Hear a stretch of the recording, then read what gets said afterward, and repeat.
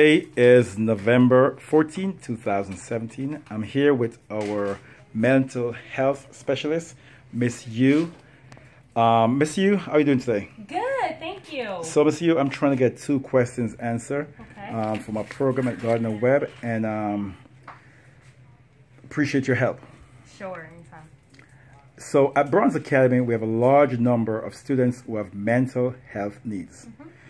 In your opinion, how can we align services at this school level to address mental health need to our scholars, especially for those coming in from low-income home and our African-American males? Yes, well, very good question. Thank you. So one of the first things that has been very important for my role is to essentially do a needs assessment throughout the school. And this needs assessment essentially was sent home to the guardian parent and or guardian of every child in the building. And so what we looked at was the responses based, I guess we disaggregated the data based on grade level. And from there, we looked at what specifically the needs are from the guardian, from the community's perspective. And from there, we looked at what resources do we already have in our building. Now, certainly, part of my role, the creation of my role, essentially was to address more of the mental health needs, because what was discovered was that our school had a large number of kids whose needs were going unmet and they're unidentified and therefore unmet. So what we have done to address this issue essentially is created and streamlined our referral process. We have a support tracker that includes support services, whether it's from the MCV social worker, whether it's from the mental health specialist, the school counselors, the parent and community engagement coordinator, the parent and family advocate.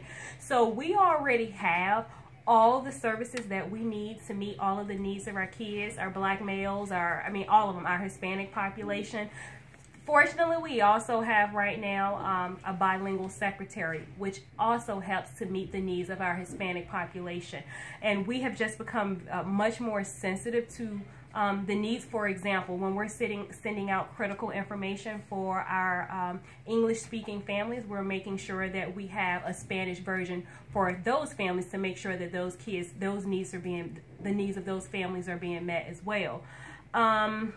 So what happens? Someone goes in and submits a concern into the portal. It comes directly to me. Once I streamline and determine kind of what the issue is being reported, I then pretty much place that into a folder of the respective support staff. And then that support staff essentially is tasked to taking whatever action steps that are necessary to meet the needs of the kids. So we have a full house of support staff, and whatever we don't have in-house, we are currently connected within the community. For example, we are connected with Kindermourn. That's a nonprofit agency who provides free grief counseling services to our students and families who've lost loved ones. So that's something that we do here every single Tuesday from 8:30 to 9:30 to make sure that those needs are being met as well, just as an example. Hope I answered your question. You did.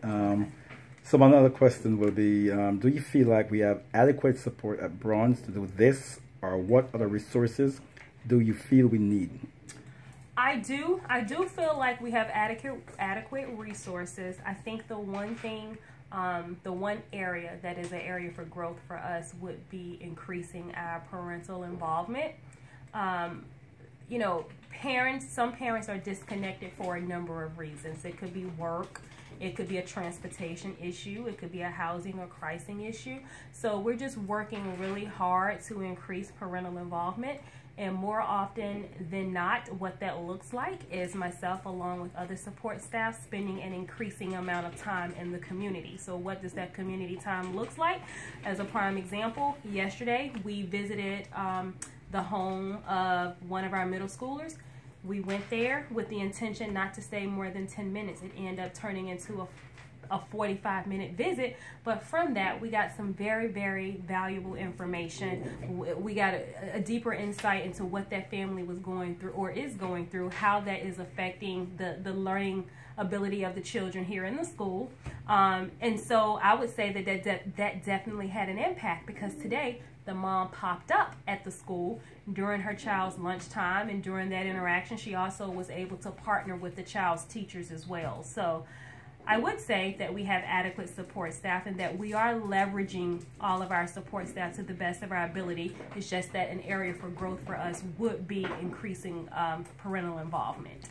So while you're talking, I'm thinking about this question, and I just want to align it with what I said just now. I spoke with our MCV social worker. Mm-hmm. Do you think that, or do you, most for students who are in your program with mental health, mm-hmm. are they also MCV students also? Some of them are. You know, some of the issues that our students are facing, these issues transcend multiple disciplines. So yes, absolutely.